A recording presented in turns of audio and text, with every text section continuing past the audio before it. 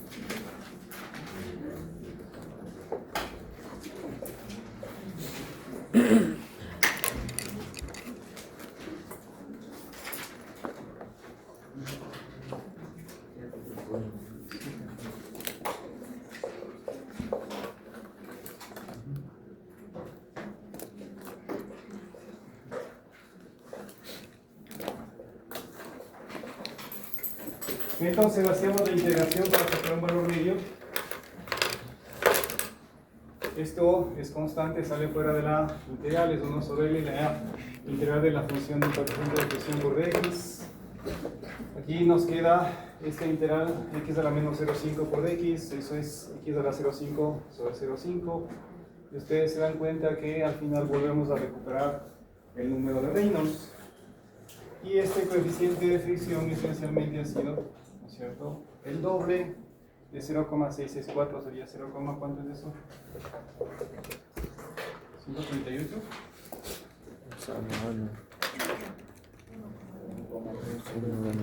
1,328. 1,3 sobre Reynolds. Yo les decía ayer, rápidamente cuando acababa la clase, esto nos hace ver que esencialmente el coeficiente promedio es el doble del coeficiente puntual. Y les explicaba que si graficamos el coeficiente de fricción en función de distancia desde el borde de ataque, en el borde de ataque les decía el fluido prácticamente se detiene, y eso es porque tenemos un coeficiente de fricción extremadamente alto, y luego nos vamos alejando o incrementando la distancia desde el borde de ataque, y el coeficiente de fricción va adquiriendo valores más finitos, valores más pequeños, porque ya ve un efecto neto de movimiento.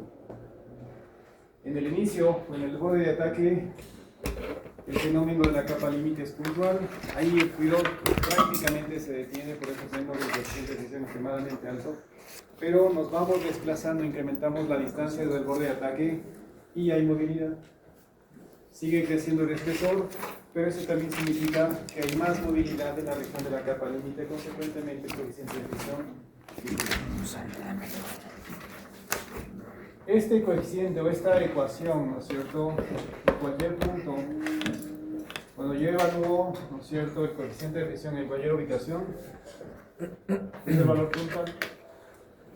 Pero si yo quiero sacar el valor medio hasta este punto, debo de ponderar todos los valores que tenemos en ese trayecto, desde el borde de ataque hasta la ubicación. Por lo tanto, tiene mucha lógica que este valor promedio sea mayor que el valor puntual, y en este caso específicamente es. Entonces, en este problema, para concluir el cálculo, tendríamos que hacer esta evaluación, calcular el número de Reynolds, ¿sí?, y aplicar la fórmula, que en este caso sería 0,1328, la fórmula que les había mostrado en la clase de ayer. Aquí presentan los textos, los libros, es este valor de acá, es 1,328, ¿no es cierto? Sí. Es el doble. Entonces lo que nos muestran los textos es 1,33, que es una aproximación de lo que nosotros haríamos. Precauciones o consideraciones a tener presente. Cuando yo obtengo estos valores promedio, vuelvo y repito, les decía, es cuando el régimen laminar o el régimen de transición son los que predominan en el fenómeno.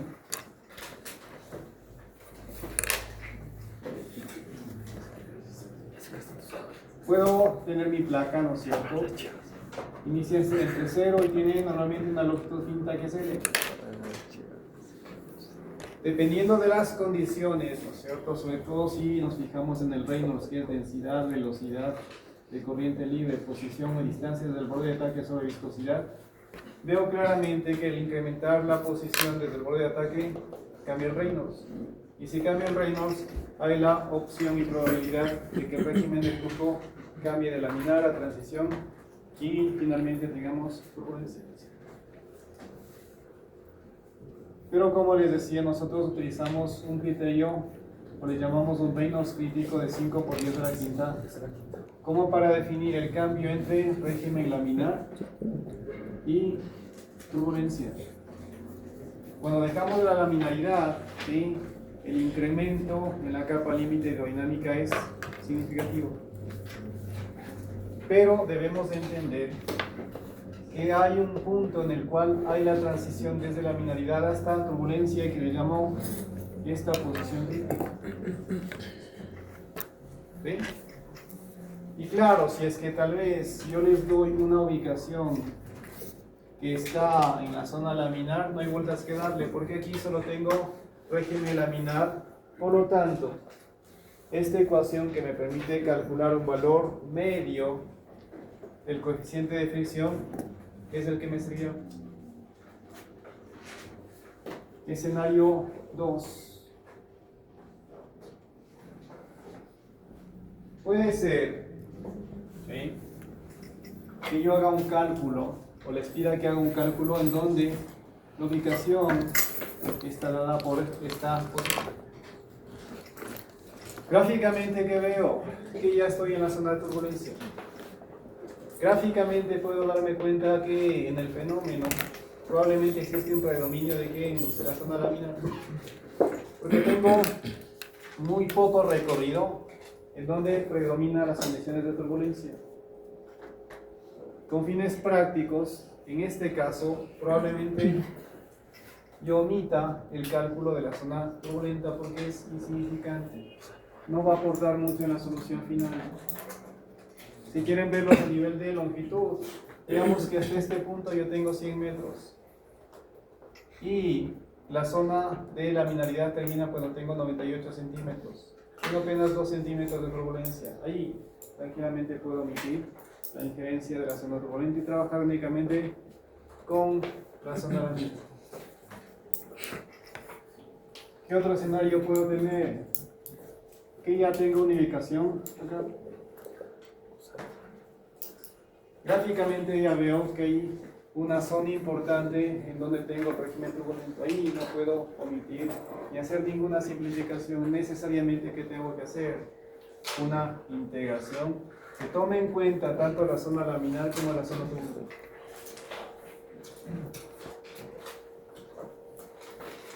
Igual, si le pongo números, digamos que la placa tiene 6 centímetros. La zona esta de transición, la posición crítica, está en una ubicación en donde tengo, no sé, 75 centímetros y lo demás de turbulencia. Ahí yo ya no puedo decir que la zona turbulenta es insignificante. Ahí necesariamente tendré que evaluar tanto zona laminar como zona turbulenta, y ahí sí tengo que hacer una doble integral. No desarrollo el resto de integrales porque se supone que ustedes conocen eso. El modelo está dado. Simplemente, como ustedes se dan cuenta, yo hago una integración. Les he demostrado cómo se hace.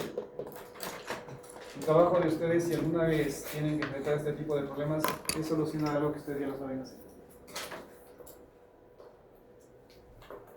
Entonces yo tendré que integrar y ponderar, ya sea espesor de capa límite o sea coeficiente de fricción, tomando en cuenta zona laminar, Y también tomar en cuenta el efecto de la zona de turbulencia en este intervalo, en este recorrido, y ponderar también.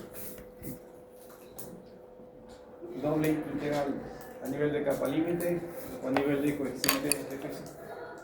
Y la última opción que me queda es este caso que puede darse, todo depende de las velocidades, donde yo tenga esto, que la zona de laminaridad es muy pequeña en comparación de la zona de turbulencia. ¿Sí? Entonces, en ese caso, tranquilamente yo puedo omitir la zona de turbulencia, perdón, de laminaridad, porque en el fenómeno predomina la zona turbulenta. Entonces, ahí sí cabe que yo aplique netamente esto. Solo en ese caso. ¿Por qué? Porque, repito, la zona turbulenta, la zona turbulenta es predominantemente mayor en relación con la zona de laminaridad del fenómeno. Está regido mayoritariamente, significativamente, principalmente por la zona de turbulencia. Y ahí sí puedo omitir esta zona. Y emplearé la ecuación de acá. Pero si yo tengo un punto intermedio, chicos, debo de tomar en cuenta tanto zona laminar como zona turbulenta. Tal vez, lo repito, les va a servir un poco como criterio que calculen esta posición crítica y vean en función del recorrido si son o no son significantes. Como ejemplo les ponía placa 10 centímetros. Si hago el cálculo, el punto crítico está en 2 centímetros. ¿Sí? Ahí qué va a significar que tengo 2 centímetros de zona laminar y 98 de zona turbulenta. Ahí tranquilamente puedo omitir la zona laminar. Puede darse el caso que yo tenga en cambio ahora 98, 95 centímetros de zona laminar y 5 centímetros de zona turbulenta. Puedo despreciar la zona turbulenta. Pero si ya tengo presencia significativa de ambas zonas, no puedo despreciar ninguna. Y tendré que tomar en cuenta ambas zonas. Pero ojo, desde la lógica de que yo quiera sacar valores medios. Porque si yo quiero calcular un punto, un valor puntual, ahí sí tendré que ver la zona en la que se ubica el punto y utilizar las ecuaciones respectivas. ¿Sí? Esto es un valor puntual, esta ecuación de acá. Esta ecuación también es un valor puntual. En ese punto, en esa ubicación, quiero calcular el espesor del coeficiente de fisión. Ahí tendré que fijarme si es laminar o turbulencia, pero nivel de valores puntuales, esta o esta. Pero si quiero calcular el valor medio, deberé darme cuenta, ¿sí?, que tengo antes de ese punto para tomar en cuenta todo lo anterior y hacer la respectiva iteración. ¿Sí? Entonces, en esta ecuación, ventajosamente estamos en la zona laminar. Ponderamos, sacamos un valor medio. Una vez que ya tenemos el valor medio, les decía, el esfuerzo portante esencialmente es que el coeficiente de fricción multiplicado por la energía cinética que tenemos. Pero esto también es igual aquí al negativo de la viscosidad por el gradiente de velocidades evaluado cuando y es igual a 0. ¿Sí? Como ya evalué el coeficiente de fricción, yo conozco qué fluido se está moviendo, conozco su velocidad, puedo calcular el esfuerzo portante, pero este esfuerzo portante también es negativo de la viscosidad multiplicado por el gradiente de las velocidades evaluado cuando y es igual a 0, que es justamente lo que me está pidiendo también acá. Gradiente de velocidades en la superficie de la placa en la mitad de. Pero aquí, por lo que me está pidiendo, fíjese, aquí me dice evaluar el gradiente de velocidades en la mitad de la longitud de la placa. Me está diciendo que evalúe el gradiente de velocidades ahí, en ese punto, no un valor promedio. Por lo tanto, ahí tendré que utilizar esta ecuación para evaluar el coeficiente de fricción puntual, luego el esfuerzo cortante puntual, y ahí sí evaluar el gradiente de velocidades en esa ubicación. Si tienen que sacar valores medios, Este sería el procedimiento.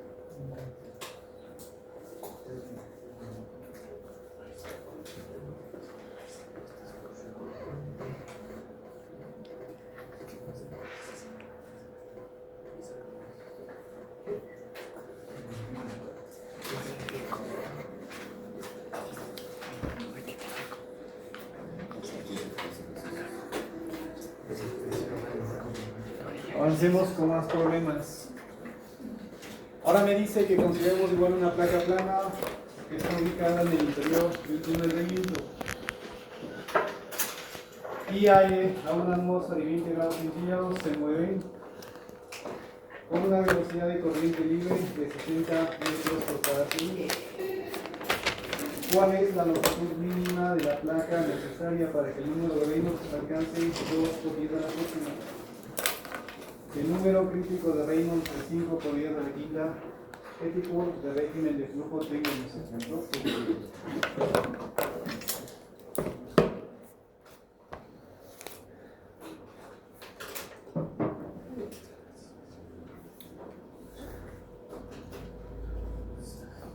Si el número de Reynolds crítico 5 por 10 a la quinta, ¿qué tipo de régimen tendría el aire o experimentaría el aire a 20 centímetros o 0,2 metros del borde de ataque? ¿Sí? Lo que nos dice es que tenemos una placa plana en un túnel de viento. En ese túnel de viento se mueve aire con una velocidad de corriente libre de 60 metros por segundo. Nos pregunta cuál debería de ser la longitud de la placa para que tengamos un Reynolds de 2 por 10 a la séptima. Aquí nos da ahí el dato del Reynolds y nos dice qué longitud debe de tener la placa para que el aire alcance este Reynolds. Densidad, velocidad, pues aquí sería la posición sobre viscosidad. Densidad es aproximadamente 1,2 gramos por cada litro, gramos por cada gramos por cada metro cúbico. La velocidad nos dice 60 metros por cada segundo. Posición es lo que hay que calcular. La viscosidad del aire, ¿cuánto es? Eso ya lo habíamos visto ayer.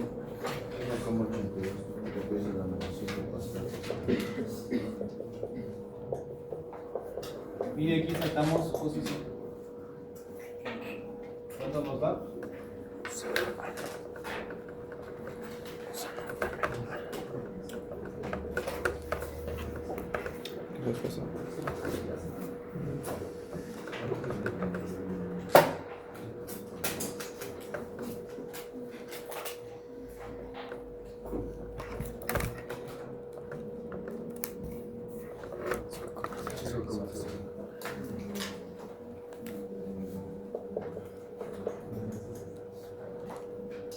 Entonces, bajo estas condiciones, para que el Reynolds del aire alcance un valor de 2 por 10 a la séptima, el aire tiene que recorrer una placa de aproximadamente 5 metros. 5,05 metros. Recorre esa distancia y el aire a esas condiciones, moviéndose con esa velocidad y manteniendo esa temperatura, tendríamos que alcanzar este número. Lo siguiente, si el Reynolds crítico es de 5 por 10 a la quinta, ¿qué régimen de flujo tendría el aire o experimentaría el aire a 20 centímetros o 0,2 metros del borde de ataque? Aquí igual lo que tengo que hacer es calcular el Reynolds. Voy a ir por dos caminos. Calculo el número de Reynolds y veo que Reynolds tengo a 20 centímetros del borde de ataque. Si es inferior a 5 por 10 a la quinta es lámina, si es superior, turbulento. Por la otra, puedo calcular esta posición crítica porque yo sé que el Reynolds crítico es 5 por 10 a la quinta y veré en qué posición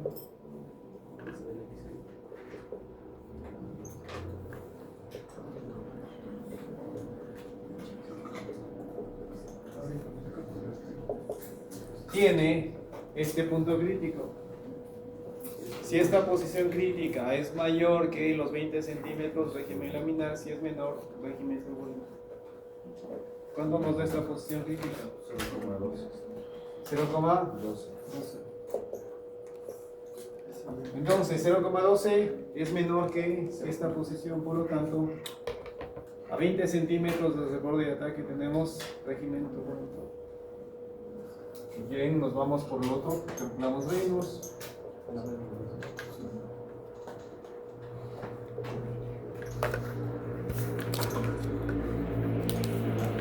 ¿Cuánto nos da este Reynolds? 7,91.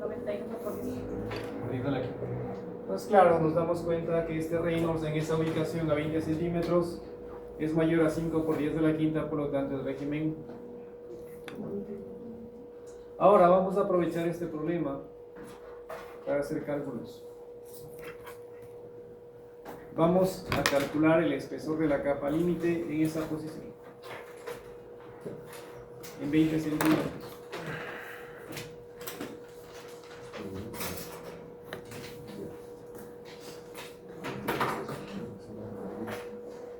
Entonces, les estoy pidiendo que calculemos el espesor de la capa límite hidrodinámica a 20 centímetros desde el borde de ataque. ¿Sí? Quiero que calculen, repito, el espesor de la capa límite a 20 centímetros desde el borde de ataque. Con estos cálculos hemos visto que el espesor de la capa límite, que a 20 centímetros desde el borde de ataque yo tengo régimen turbulento. Por lo tanto, quiero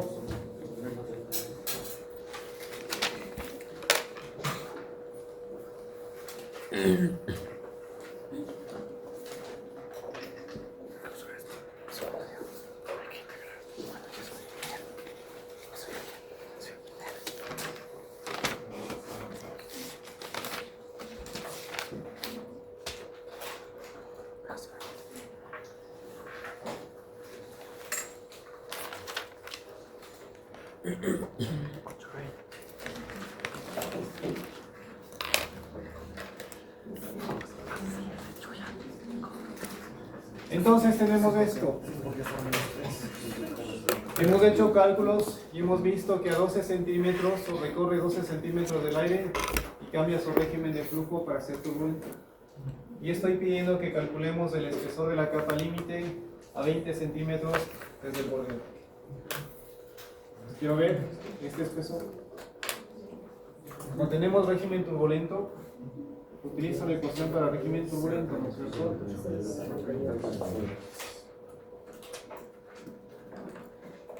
¿El factor cuánto es? 0,38.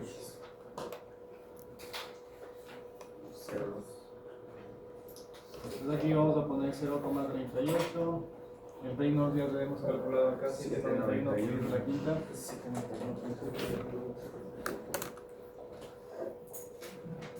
Y por la posición 0, ¿cuánto nos da eso? 5,03 por 10 a la menos 3.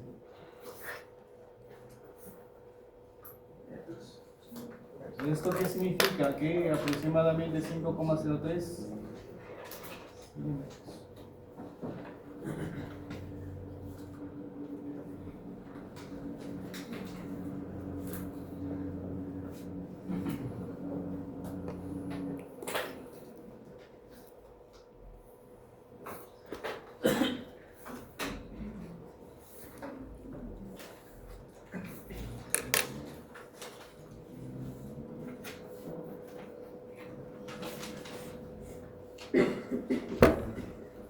Entonces, si yo quiero estimar el espesor de la capa límite en ese punto, veo que tiene un espesor de aproximadamente 5 milímetros.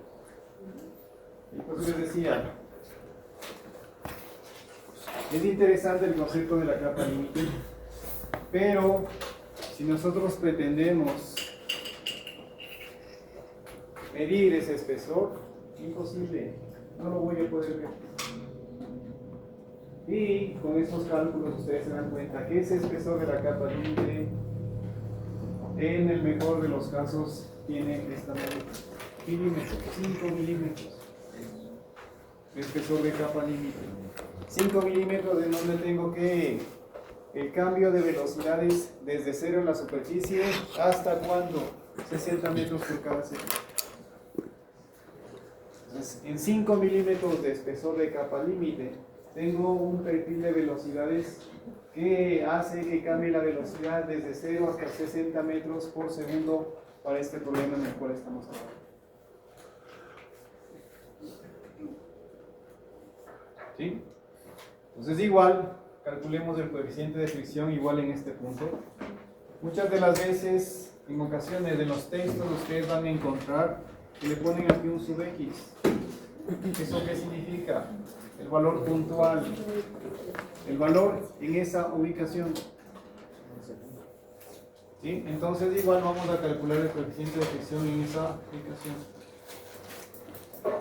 Nuevamente, como es turbulento, utilizaré el modelo, ¿no es cierto?, para turbulento.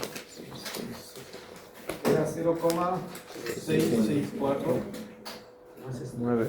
0,059.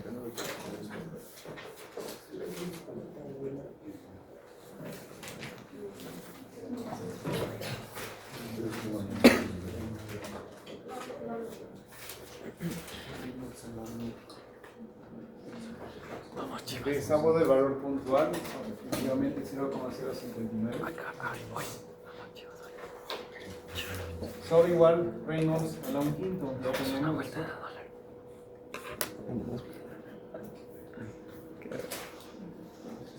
¿Cuánto nos da? 3,90 por 10.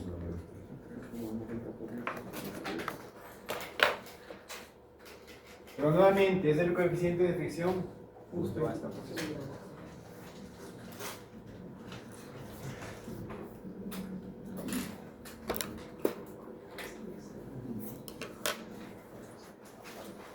Para que veamos el efecto que les mencionaba hace un rato, de que cuando cambiamos de régimen de flujo el incremento es significativo, vamos a hacer los cálculos.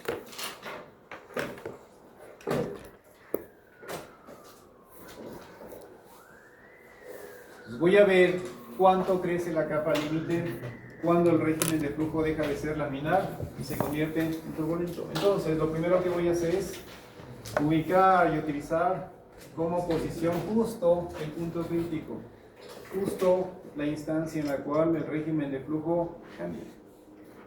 Y voy a utilizar, ¿no es cierto?, la ecuación para calcular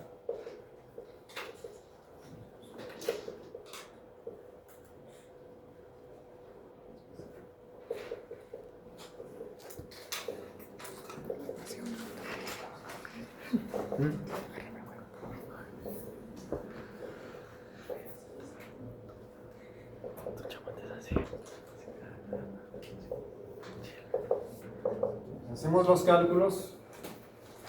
Estoy evaluando el espesor de la capa límite en el punto crítico, por eso estoy utilizando la ecuación para régimen laminar y para régimen turbulento. ¿Cuánto me da usando la ecuación para régimen laminar? 8,33 por 10 a la menos 4. ¿Y acá? ¿3, 3.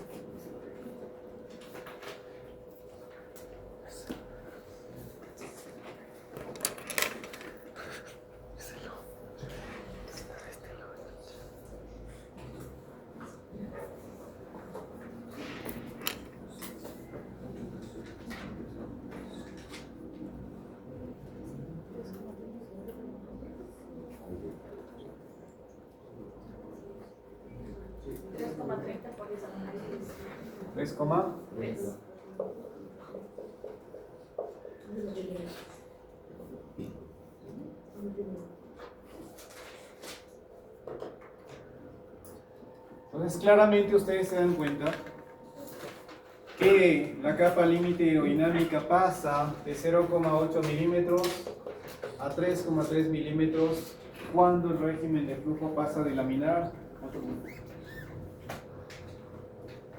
Aquí esencialmente, chicos, es como cuando ustedes grafican una función discontinua. ¿Sí?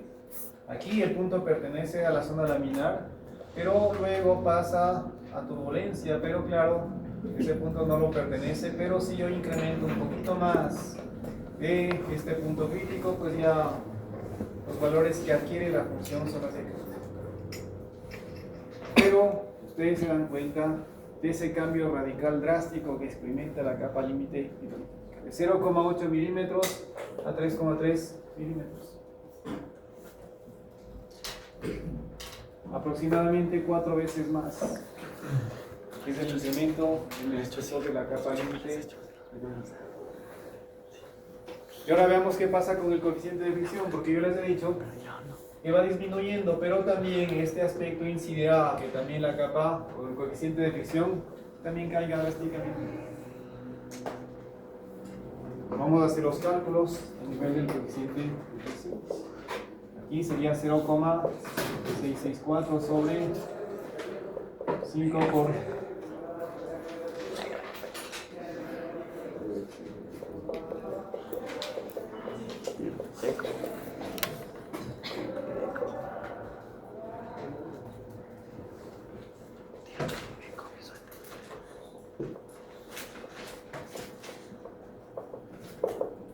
¿cuánto me da el coeficiente de fricción?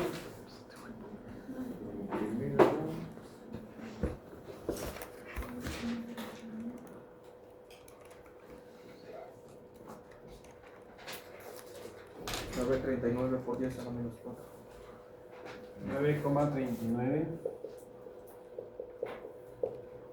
10 a la menos 4 y acá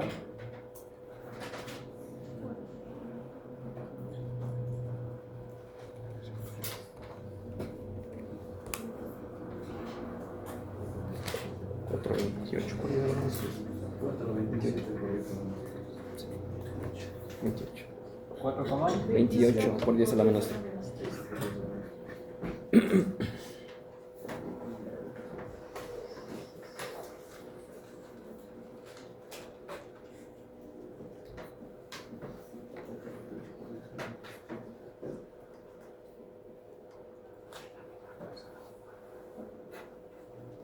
Revisen ese cálculo porque no tiene lógica. Eso se pasa anterior porque estamos considerando la zona de transición de agresión.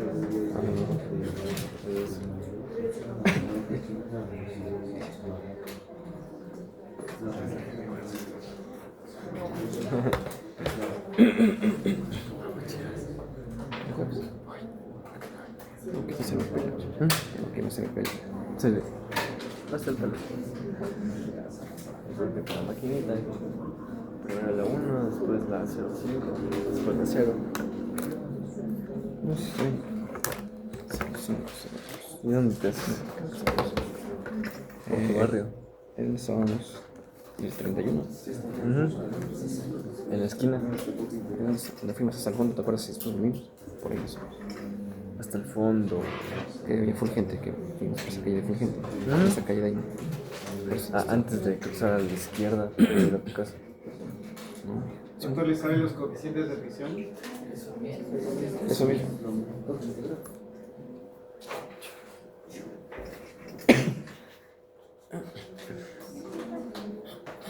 Sí, sí sale eso.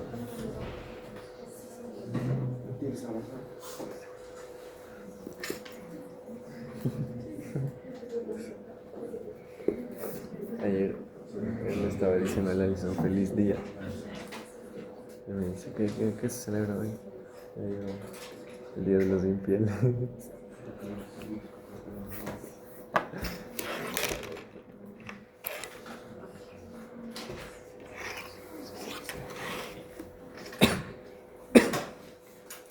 Revisan los cálculos de sus casas, pero la tendencia debería ser esta. Tiene que seguir disminuyendo continuamente.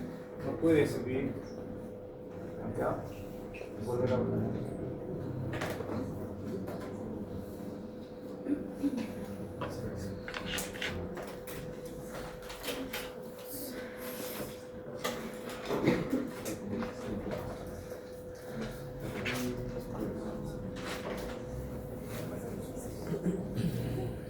Entonces el jueves estás papelito.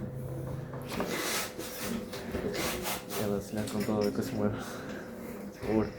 Sí, la verdad es. Ya tengo chama ya. Solo vamos a escribir. El siguiente problema es algo de lo que ya hemos venido trabajando.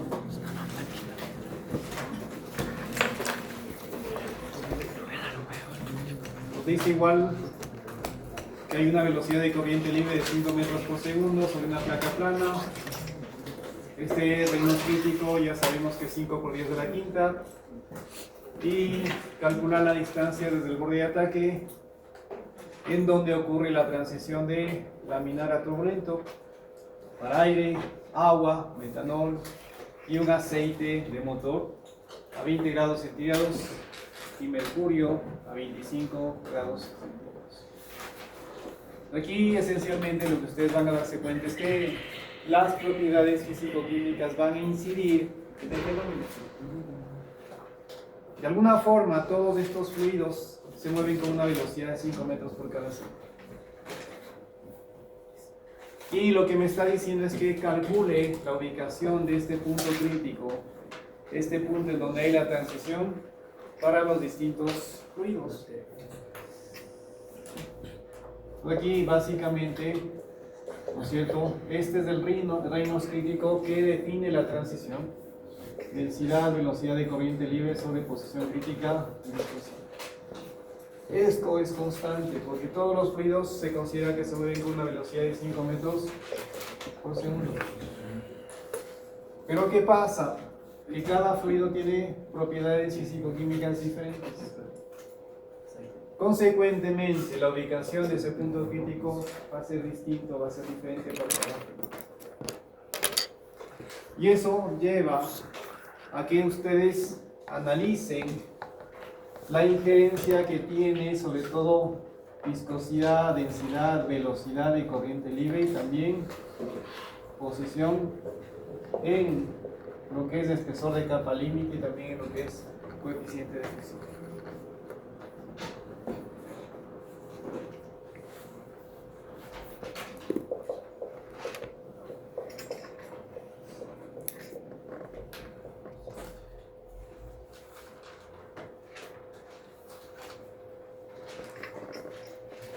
Ustedes deben de darle vuelta a la ecuación y darse cuenta de las variables que inciden en este fenómeno. Obviamente que el espesor de la capa límite depende de qué, de la posición, cambio de posición y cambio del espesor de la capa límite. Pero debo darme cuenta que el Reynolds es densidad, velocidad, nuevamente posición sobre viscosidad, todo esto era 0,5. ¿De qué posición es?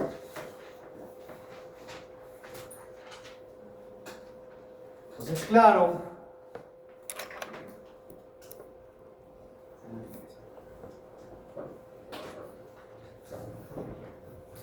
el espesor de la capa límite sí, efectivamente es proporcional a la posición, pero elevado a la potencia 0,5. El espesor de la capa límite ha sido que inversamente proporcional a la velocidad. Por eso, mientras más velocidad tenga el fluido, tendrá tendencia a generar un espesor de capa límite menor, lo cual tiene mucha lógica.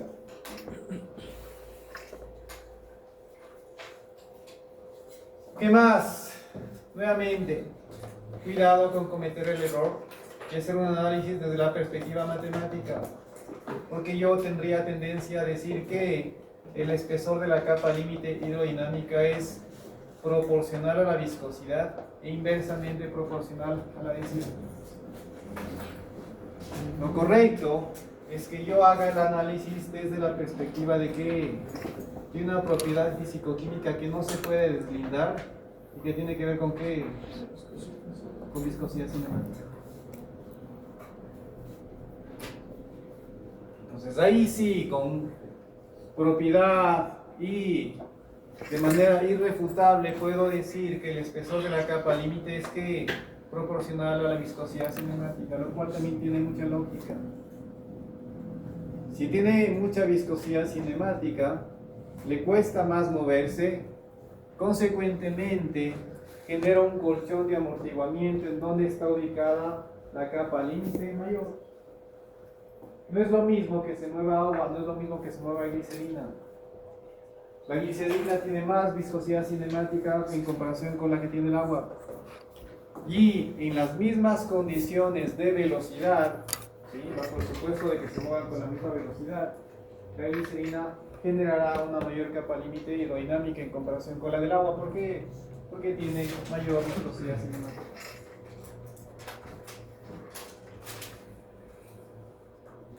Y también deberán de dar o establecer alguna correlación entre qué capa límite hidrodinámica y coeficiente de fricción. ¿Qué relación existirá? Velocidad.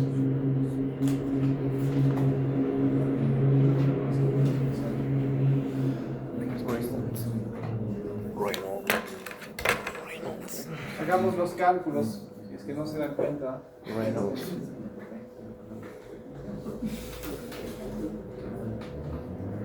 Estén apagando momentáneamente mis focos.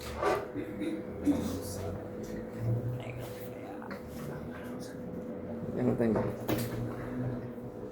El ladrón tiene para pagar.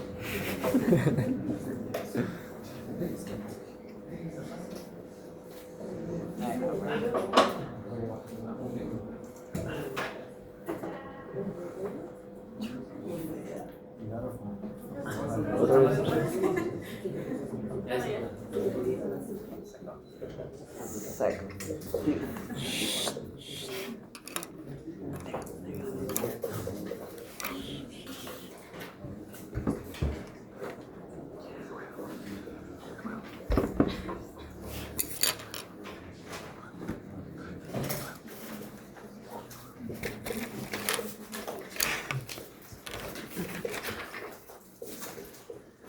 ¿Qué viscosidad tenía la glicerina? 1240. 1109. Se fue en el otro cuaderno que me robaron. Bueno, 105.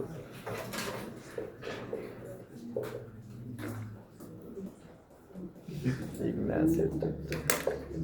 ¿Cuál era la viscosidad del aire?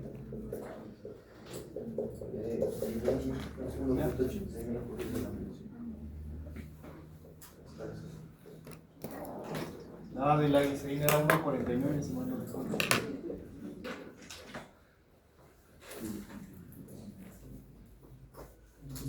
Vamos a trabajar con aire, agua y glicerina. En todos los casos, voy a suponer que se está moviendo con una velocidad de corriente libre, pongámosle 2 metros por cada segundo. ¿Sí?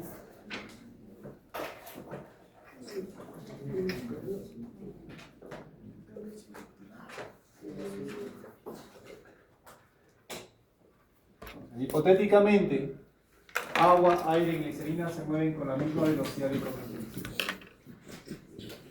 y se van a mover sobre una superficie, una placa plana.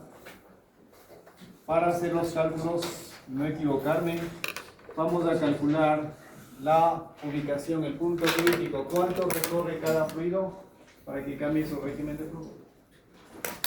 Vamos a igualar 5 por 10 a la quinta igual la densidad, velocidad de cada fluido, el X crítico que hay que calcular sobre la viscosidad de cada fluido. Entonces, ¿cuánto es esta posición crítica para cada fluido?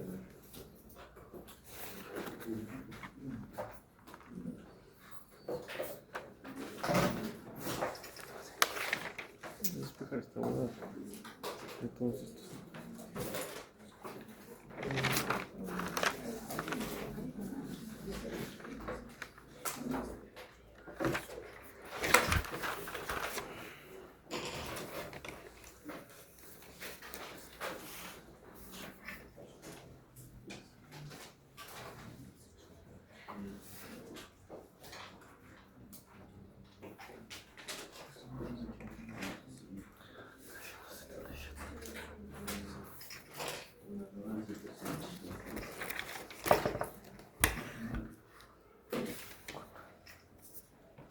¿Cuánto les da?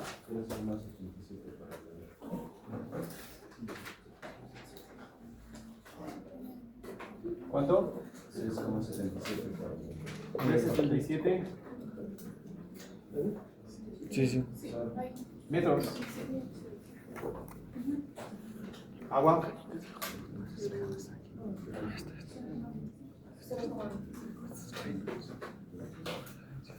0,25. Glicerina.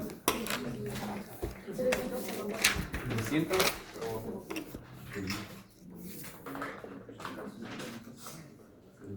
Entonces, estamos comparando fluidos que tienen diversas propiedades. El aire es un gas, agua y glicerina son líquidos, pero claro, cada uno con viscosidades diferentes. Bajo el supuesto de que ambos fluidos se muevan con los tres fluidos se muevan con la misma velocidad de corriente libre sobre una superficie plana, vemos que en el caso del aire tiene que moverse 3,77 metros para que cambie su régimen de flujo. En el caso del agua apenas 25 centímetros, pero en el caso de la glicerina 304 metros. ¿Sí? Pues claro, aquí ustedes ya pueden ver el efecto viscoso.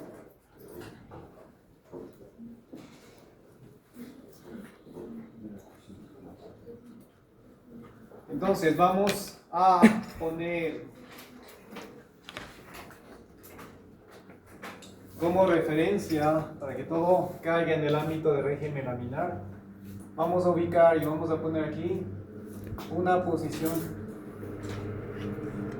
en metros para hacer los cálculos de, pongámosle, 0,2 metros. ¿Sí? Nos vamos a calcular espesor de capa límite y coeficiente de fricción en una posición que estará dada por 20 centímetros desde por dentro. 20 centímetros es inferior a la posición crítica.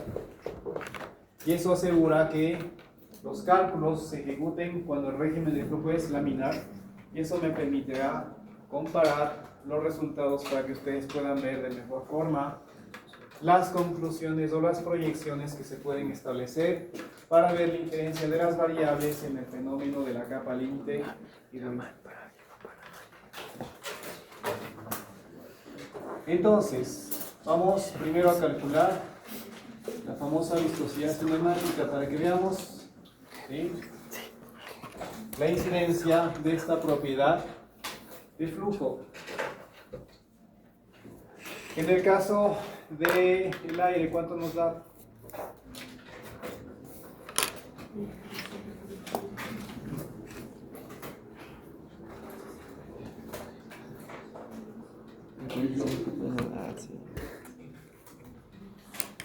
¿Cuánto nos da?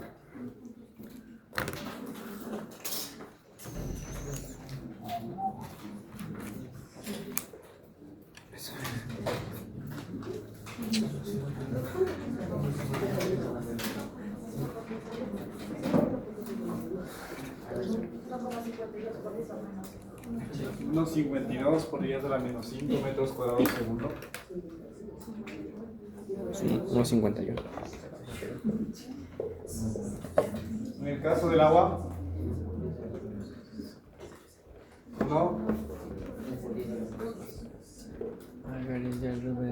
Glicerina.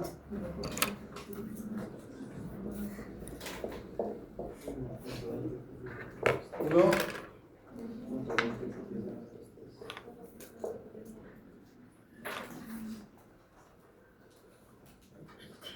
Entonces, si yo quiero ordenar en forma ascendente la viscosidad cinemática de los fluidos, ¿sí?, la más baja la presenta el agua, porque es 1 por 10 a la menos 6. Luego le sigue la viscosidad cinemática del aire, 1,5 por 10 a la menos 5. Y la que presenta mayor viscosidad cinemática es glicerina, 1,2 por 10 a la menos 3. Y eso cuadra un poco con estas ubicaciones.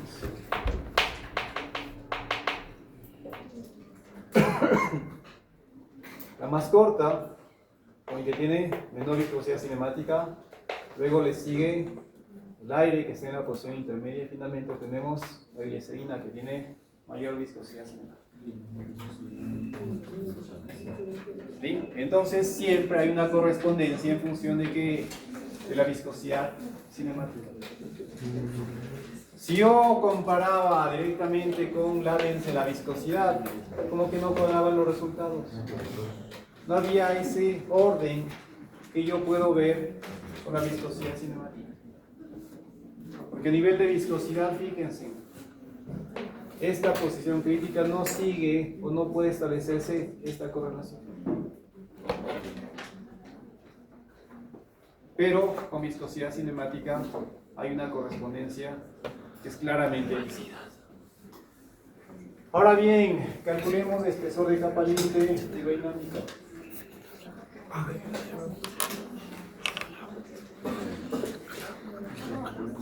Como es régimen laminar, en todos los casos el espesor es 491 multiplicado por la posición, que en este caso son 20 centímetros, sobre el número de Reynolds. Tal vez tendríamos que calcular primero el Reynolds para que me sea más fácil ejecutar el espesor.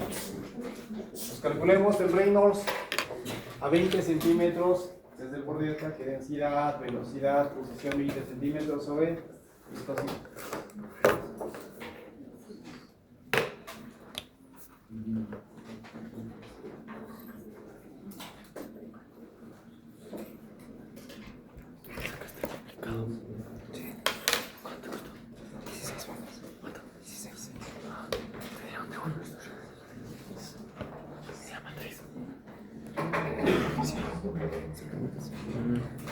Pero tú vas a las 5 de la mañana. Como hay gente, cabrón. Full, yo estaba en ese puesto y estaba llegando un montón de gente. Yo estaba aquí y había gente hasta acá. ¿En serio? ¿En la matriz? No sé, no sé.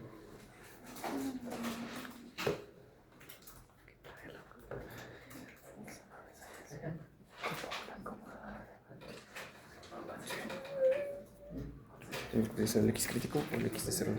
0, así no. Pasa.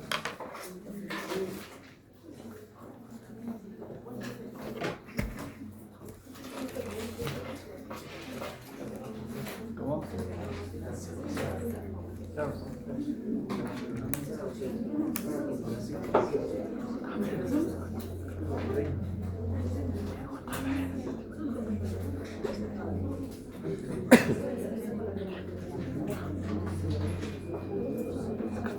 ¿Cuántos primeros?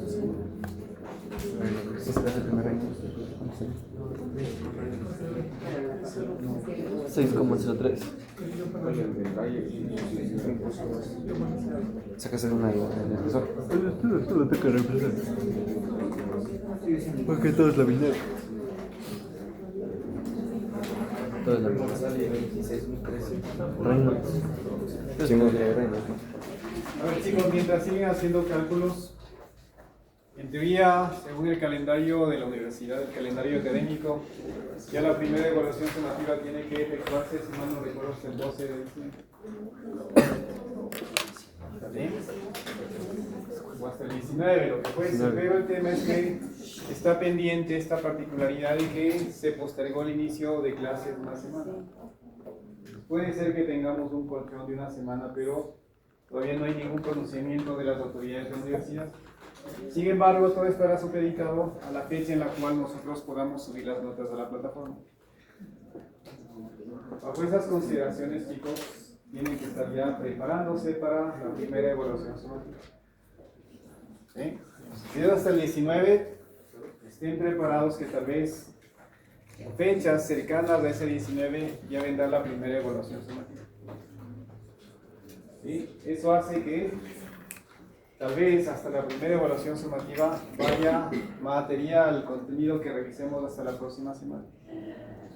Pero con seguridad, esto de capa límite va a todo lo que tiene que ver con metodologías para estimar viscosidades. ¿Sí? Va un poco también todo lo que tiene que ver con definiciones, conceptos que hemos visto, números de Reynolds, flujo en película descendente, ley de Newton de la viscosidad, modelos reológicos. ¿Sí? Entonces, vayan preparándose, tengan en mente en fechas cercanas al 19 con seguridad, porque si no lo hacemos hasta el 19 ya salimos de vacaciones de Navidad y con seguridad, si eso se deja para el próximo año, no creo que vayan a estudiar en vacaciones. ¿Sí? Entonces, creo que lo más lógico es que demos o apliquemos la primera evaluación antes de que salgan de vacaciones de Navidad. Entonces, todo lo que abordemos o revisemos hasta la próxima semana irá en la evaluación semanal.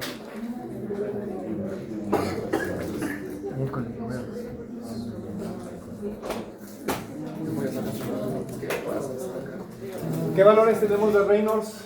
26.519 como 26.300. Tenemos bien como 2.6 por 10 a la 3. acá. Bueno, 3. 4 por 10 a la 500. 333. ¿Qué? Seguro. Entonces tenemos estos números de Reynolds. ¿Sí? Una vez que tenemos los Reynolds, pues ahora sí podemos calcular los espesores de la capa límite. Sí, ok. Ahí sí podemos aplicar esto de acá, porque tenemos valores de viscosidad cinemática. O ya tenemos el Reynolds, ¿no es cierto? Directamente 491 por la porción 20 centímetros sobre el Reynolds ya está calculado. ¿Cuánto nos da?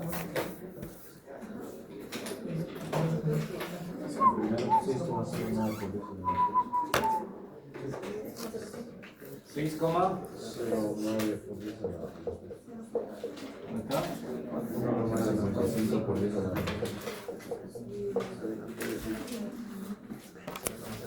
¿Y acá?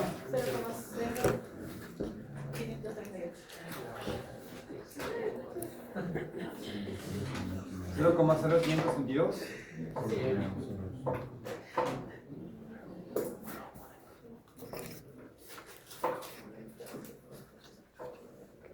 Para que podamos comparar sería más o menos con eso, ¿no es cierto? O le podemos poner acá 55, 1.22 por 10. ¿Sí? Ahí podemos comparar un poco. En el caso del aire, tenemos un espesor de capa límite del orden más o menos de 6 milímetros. Luego le sigue el agua con 1,55 milímetros. Y finalmente tenemos la glicerina con 55 milímetros de espesor de capa límite. Claramente ustedes pueden darse cuenta del efecto viscosidad. Pero viscosidad cinemática, porque nuevamente si yo únicamente comparo viscosidad dinámica y me dejo llevar por el concepto de que debería de existir esta correspondencia, no se cumpliría en el caso del agua y el aire, ¿no es cierto? Porque yo esperaría que si el aire tiene una viscosidad muy pequeña, a nivel de viscosidad dinámica, esta tenga el menor espesor de capa límite, pero no es así, la tiene el agua. Pero, como les decía, yo no puedo deslindar y separar el comportamiento de viscosidad y densidad porque eso le pertenece al agua. No puedo deslindar y hacer un análisis por separado porque son propiedades que le pertenecen al agua, no son independientes. Consecuentemente, el análisis sí tiene que hacerse desde esta lógica, viscosidad cinemática, y ahí sí cuadra. El que tenga más baja viscosidad cinemática tendrá el espesor de capa límite más pequeño, en este caso el agua. Luego le sigue el aire y finalmente la glicerina. Entonces, lo que ya habíamos visto como ecuación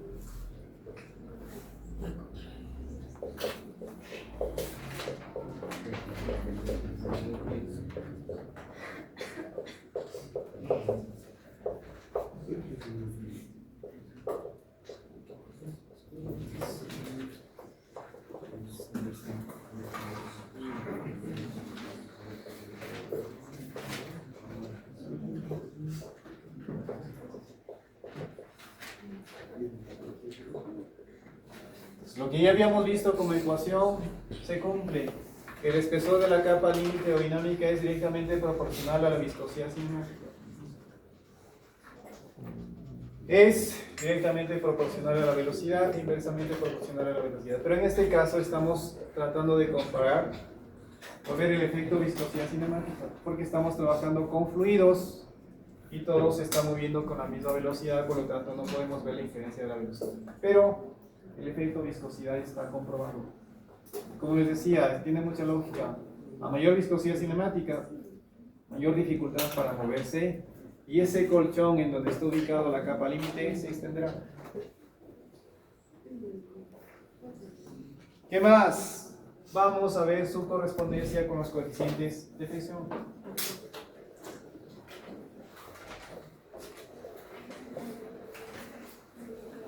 Vamos a calcular el coeficiente de fricción para los fluidos.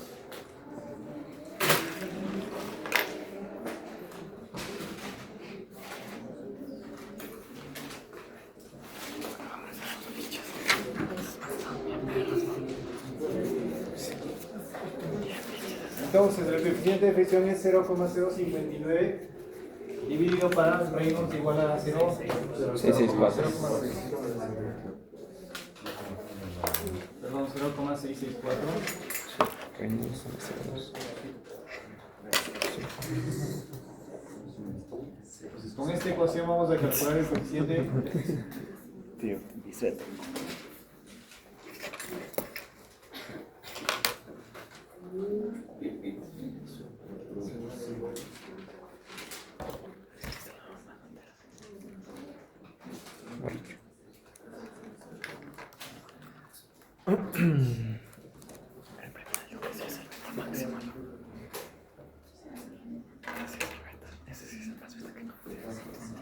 ¿Cuánto?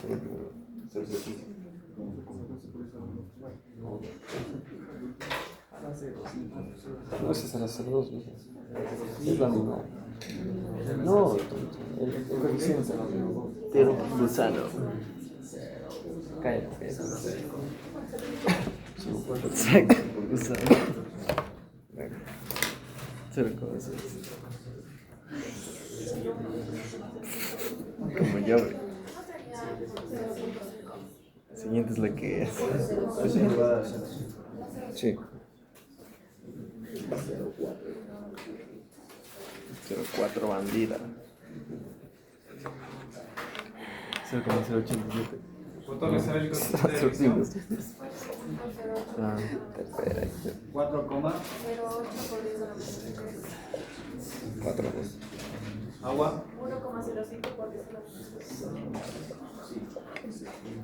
Serena. 36,37 por 10 a la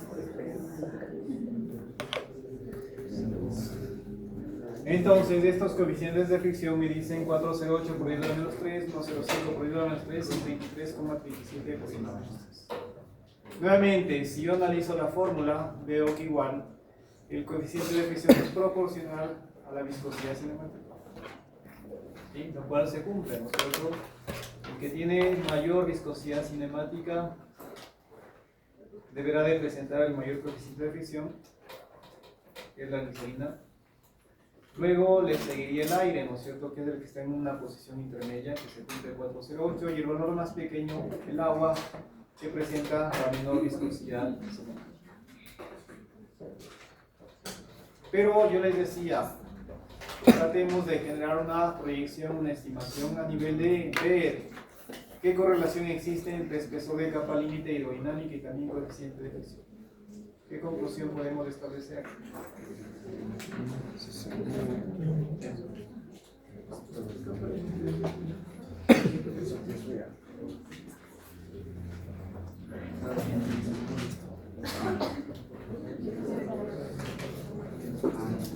Hay una proporcionalidad, hay una relación directa entre espesor de capa límite y coeficiente de fricción, lo cual tiene una lógica. Más colchón, donde hay gradiente de velocidad, donde hay capa límite, mayor coeficiente de fricción. No muere el mundo. ¿Sí? Y de hecho eso ustedes ya lo pudieron haber dictaminado. ¿Por qué? Porque si yo me daba cuenta de que el espesor de la capa límite hidrodinámica es que es inversamente proporcional a la velocidad. ¿Sí? Yo ya me daba cuenta que a menor espesor de capa límite se corresponde con que con el coeficiente de fricción. Si yo tengo más un espesor de capa límite hidrodinámica más pequeña, eso incidirá en que el coeficiente de fricción también sea más pequeño. ¿Sí? Entonces, como les decía, hay que establecer tendencias, relaciones entre las distintas variables: viscosidad cinemática, viscosidad, espesor de capa límite hidrodinámica y coeficiente de fricción. Estas tendencias, chicos, son importantes cuando ya abordemos lo que se viene a continuación, que es justamente ya flujo de fluidos por el interior del fluido. Porque eso me permite a mí, en ciertos casos, ver la lógica de los resultados. Ver qué pasa, por ejemplo, a nivel de fricción en la tubería si yo incremento la velocidad. ¿Sí? Esos son aspectos que a veces uno tiene que ponderar y uno tiene que montar. Hasta este punto, sí, espero que quede comprendido la mecánica de cómo nosotros ejecutamos cálculos para estimar y evaluar esto que tiene implicancia trascendental en lo que es fricción, la famosa capa límite hidrodinámica. Región en donde de forma significativa se pueden ver los efectos de la fricción.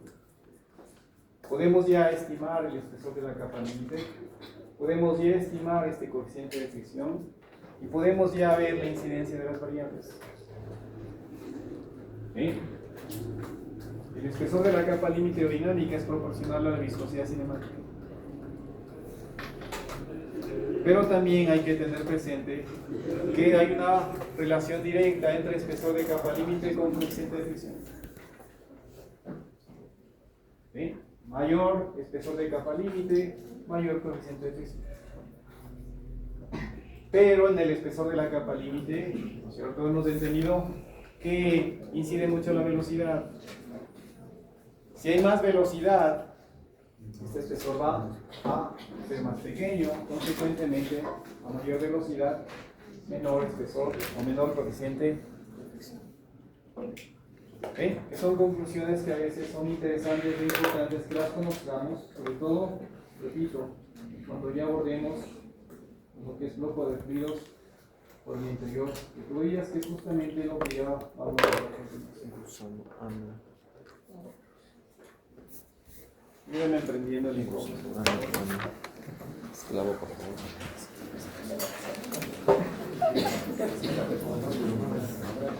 No sé si se puede unir, yo voy, ¿no?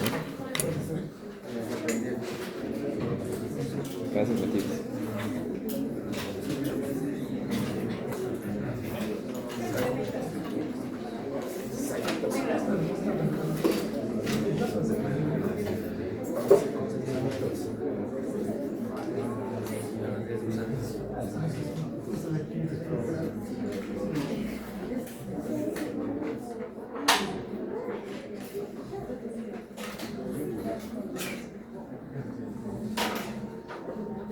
Entonces, ahora vamos a revisar y tratar de caracterizar el flujo de fluidos por el interior de tuberías. ¿Sí? Vamos a hacer un tratamiento similar a lo que hicimos cuando estudiamos flujo en película descendente, porque el objetivo en primera instancia será ver cómo es ese perfil de velocidades. ¿Sí? Entonces, para obtener este perfil de velocidades, la mecánica será que hacer un balance de cantidad de movimiento.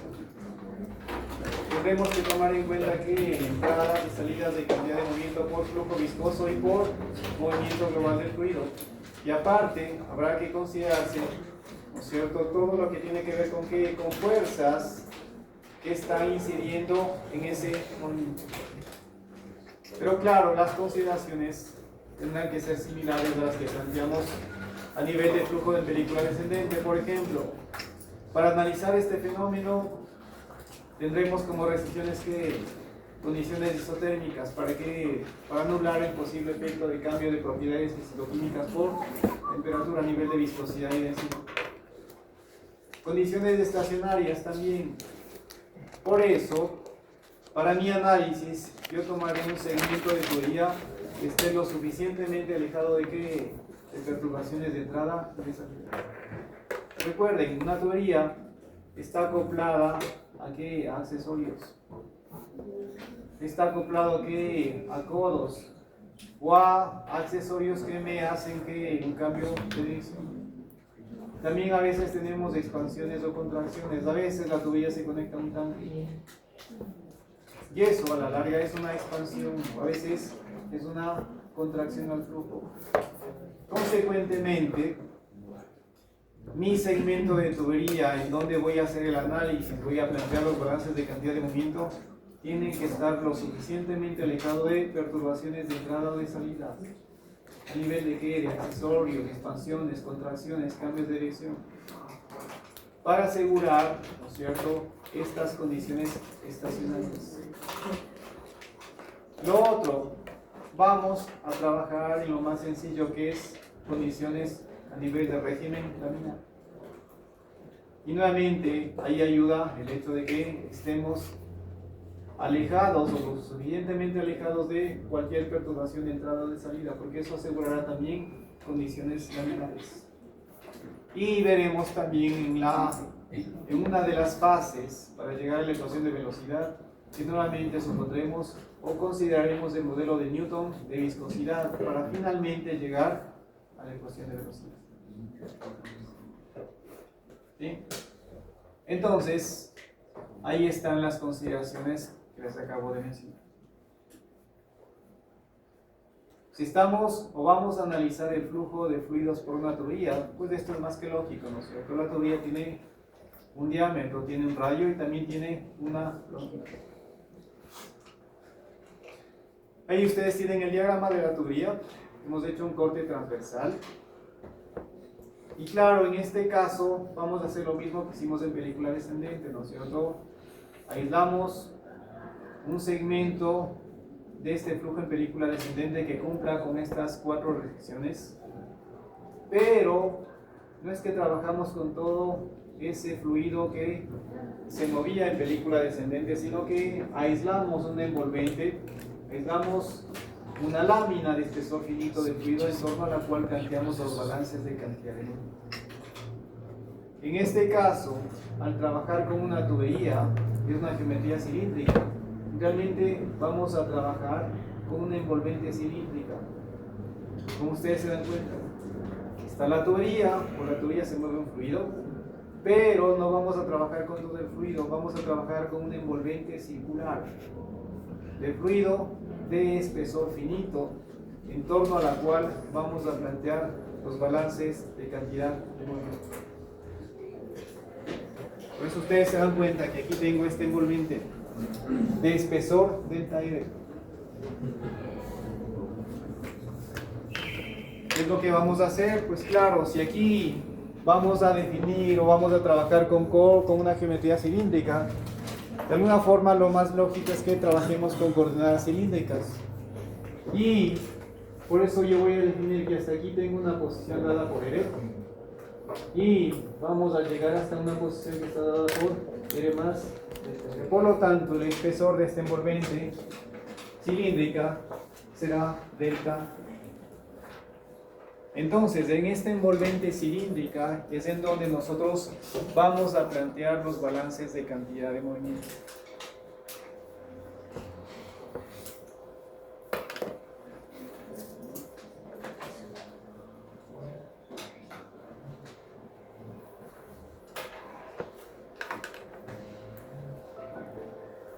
En este caso, vamos a darle un poco más de realidad al fenómeno.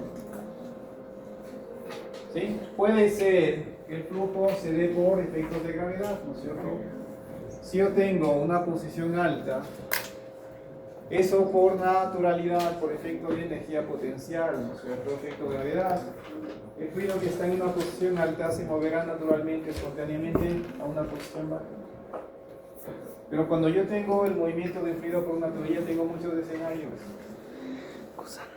Y en ocasiones yo necesitaré que el fluido vaya de una posición alta a una posición, perdón, de una posición baja a una posición alta. Y ahí no es un flujo natural, necesito una energía extra, que eventualmente viene de qué, de la presión que me suministre una bomba. Por eso, ustedes se dan cuenta que aquí me está ya indicando que en este sentido, ¿sí?, hay una presión. ¿Sí? Entonces, ¿sí?, fíjense, en arriba me está diciendo que tengo presión P sub 0. Aquí esencialmente lo único que me está diciendo es P sub 0, P sub L, para tratar de indicar dónde empieza y dónde termina la tubería. Y también va ligado también al sentido inherente al flujo. Pero, como les decía hace un rato, no necesariamente el fluido se va a mover por gravedad. En ocasiones también necesitaré que una energía adicional extra para que el fluido se mueva. Repito, el flujo puede ser natural. Si está en una posición alta, el fluido se moverá hacia la posición baja. Pero ya veremos en su momento que eso tiene un límite. Se moverá con cierta velocidad. Al final de cuentas veremos que aplicaremos un balance, y por efecto de ese balance, cuando tengo ese escenario de movimiento de una posición alta a una posición baja únicamente por efectos de gravedad, hay un límite. Hay cierta velocidad, hay cierto caudal con el cual el fluido se mueve. No puedo rebasar ese caudal. Cuando yo trabajo, hago el diseño de una tubería, yo necesito transportar el fluido con cierto caudal.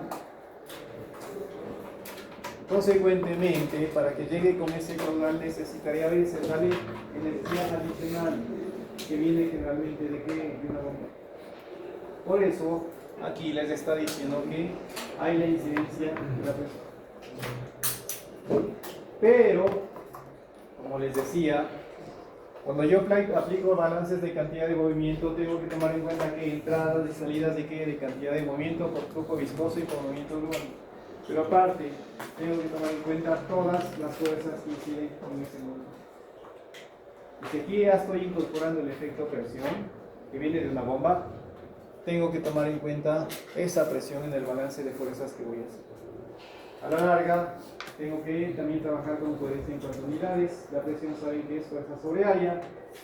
Por lo tanto, con fines de balance, lo único que haré es multiplicar esta presión por el área en donde se aplica la fuerza y podré dar homogeneidad en cuanto a unidades.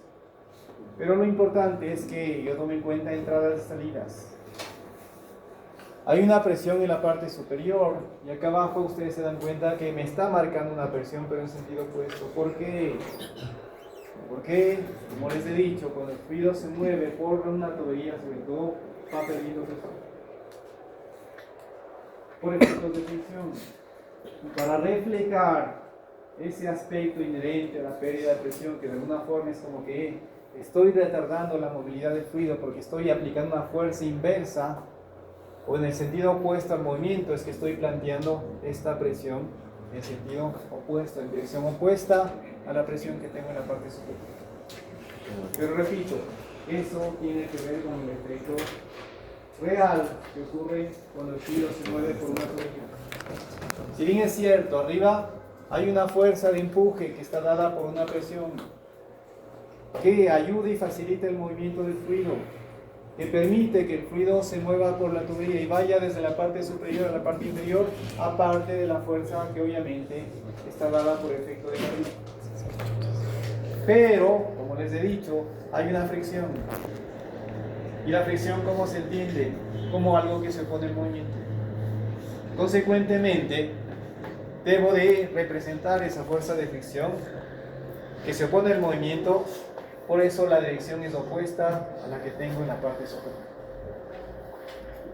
En este diagrama, pues yo repito, ya se está dando luces de las entradas y salidas de cantidad de movimiento, tanto por movimiento global como por efecto viscoso. El movimiento global, como les he dicho, hay que seguir la dirección del flujo. Si por arriba ingresa el fluido, por ahí ingresará cantidad de movimiento por efecto de movimiento global del fluido. Y si por abajo sale el fluido globalmente, ahí está la salida de cantidad de movimiento por movimiento global del fluido. Efecto viscoso. ¿Sí? Eso tiene que ver con qué? Con transferencia, transporte de cantidad de movimiento. ¿Y para eso qué necesito? Aplicar un esfuerzo cortante. ¿Dónde se aplica el esfuerzo cortante? En la superficie. ¿Sí? En la pared lateral de la tubería, ¿no es cierto? Nuevamente, esa superficie está interactuando con el fluido. En esa superficie, ¿qué pasa? Que las moléculas se adhieren, principio de adherencia o de no desplazamiento, de no movilidad. Ahí las moléculas se detienen. Pero por otra parte, ¿qué tengo? Franco movimiento. Si las moléculas se detienen en la superficie, es como que les decía, hay una fuerza, un esfuerzo cortante que impide esa movilidad. Si la superficie es el área de contacto o el área en donde se está aplicando el esfuerzo cortante, ¿en qué dirección se transporta la cantidad de movimiento? Paralela a esa superficie. Consecuentemente, la cantidad de movimiento se está transportando en sentido. ¿Sí? Por eso ustedes se dan cuenta que aquí me dice entrada de cantidad de movimiento por efecto viscoso y salida de cantidad de movimiento por efecto viscoso. En sentido regular. ¿Sí? Y el sentido de transporte es desde donde tengo gran cantidad de movimiento, mucha movilidad, hacia donde tengo poca cantidad de movimiento, en dirección hacia donde prácticamente se detiene, ¿no es cierto?, el flujo, el movimiento del fluido, porque hay escaso movimiento. Por lo tanto, en este diagrama, bueno, repito, ya está representada la entrada y la salida de cantidad de movimiento por efecto viscoso que se brilla en sentido radial, entrada y salida de cantidad de movimiento por movimiento global, arriba hacia abajo. También se está identificando las fuerzas a nivel de presión. Como les decía arriba, hay una fuerza dada por una presión que incide en el movimiento, pero la fricción está presente y la fricción supone el movimiento, y por eso en la parte inferior tengo también un efecto equivalente a la presión, que sería una fuerza, pero que se opone a ese. ¿Sí? Entonces, vamos a aplicar la misma mecánica, la misma metodología. Vamos a poner aquí flujo viscoso, movimiento global. Y vamos a poner aquí entrada de cantidad de movimiento, salida de cantidad de movimiento, entrada de cantidad de movimiento, salida de cantidad de movimiento. Y aquí todas las fuerzas que están actuando o están incidiendo en ese movimiento.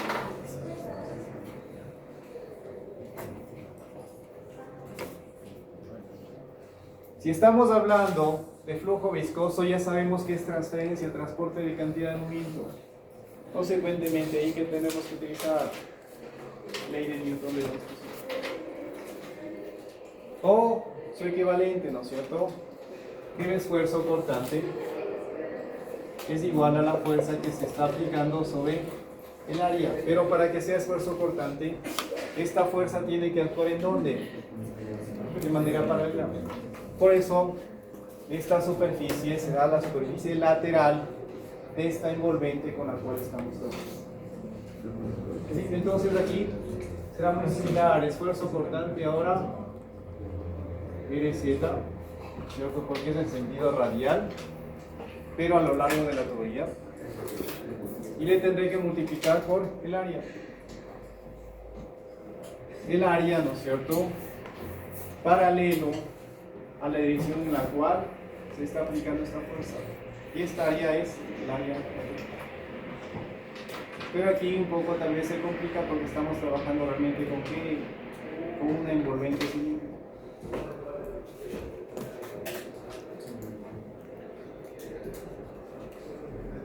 Así que dame un toquito, dame un toquito aquí.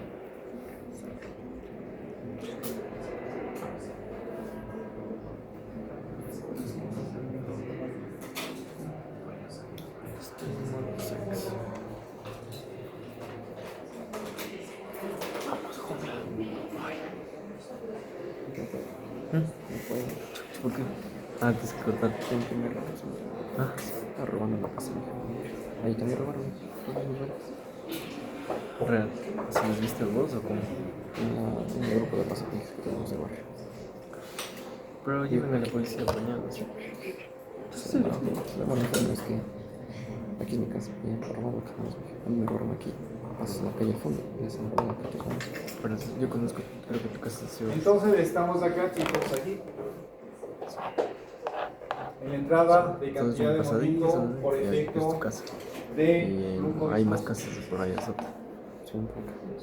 Esfuerzo cortante multiplicado hay por el otro área. pasaje. Porque recuerden que las unidades que vamos a utilizar en este balance son fuerza.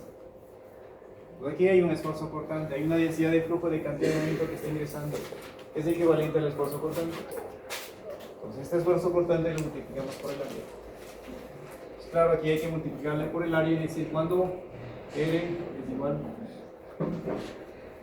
Luego lo mismo aquí, esfuerzo cortante en RZ, pero cuando R es igual a R más. Pero claro, aquí me falta multiplicarle por el área.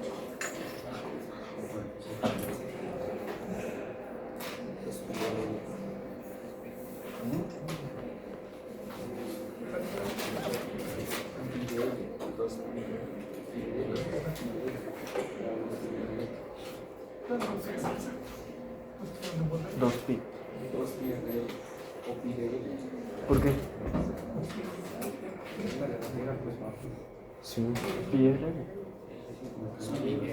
Dos pi R. O pi de L. Ah, eso no te entendí. Pi de L. O dos pi R. Eso no es cacho, eso no es cacho. Así que dale al toque. En serio, ¿y cómo? O sea, no llevan a la poli, nada.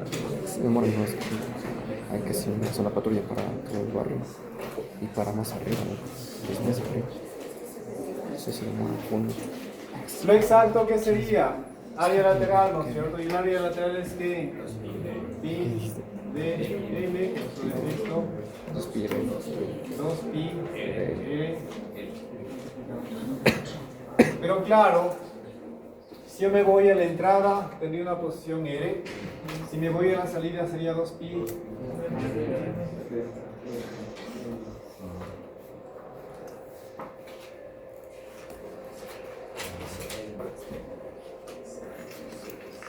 Sería esa nueva posición radial, ¿no? Porque estoy ubicado en la salida. Sin embargo, en términos un poco prácticos, este delta R es muy pequeño. ¿Sí? Entonces, de alguna forma, lo que yo puedo suponer es que, si bien es cierto, tengo una envolvente cilíndrica, ¿sí?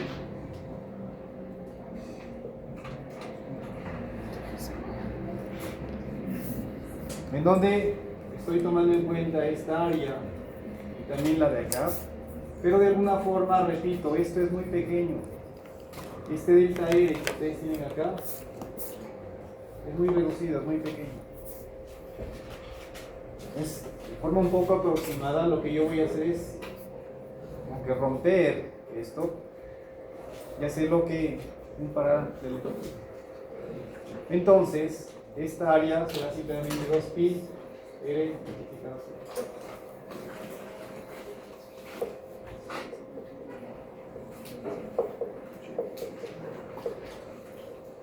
¿sí? Rompo la envolvente cilíndrica, ¿sí? Y esencialmente me va a quedar que esto al romperse es 2 pi R. Y esto de acá es L. ¿Sí?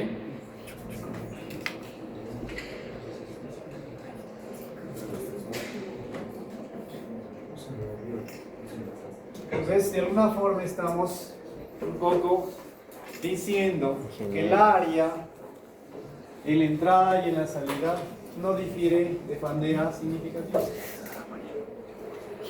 Entre esta y la de acá, lo único que está diferiendo es que el delta R, pero este delta R es muy pequeñito, muy pequeño. Ya veremos que más adelante tomaremos un límite incluso cuando delta R tiende a 0. Si delta R tiende a 0, este espesor es muy reducido. Entonces el área de la parte interna en comparación con la parte externa es muy parecida. Por eso puedo escribir de esta forma.